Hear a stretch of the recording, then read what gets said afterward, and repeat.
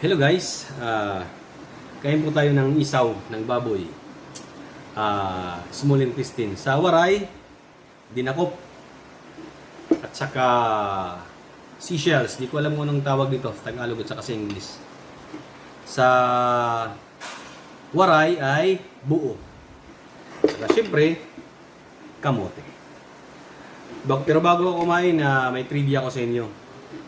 Marami kasi nagtatanong sa kamote kung root crops ba ito o prutas. Alam nyo ba na ang kamote ay isang prutas at hindi po ito root crops? Kasi pag kumain po kayo ng maraming kamote, di ba nauutot kayo?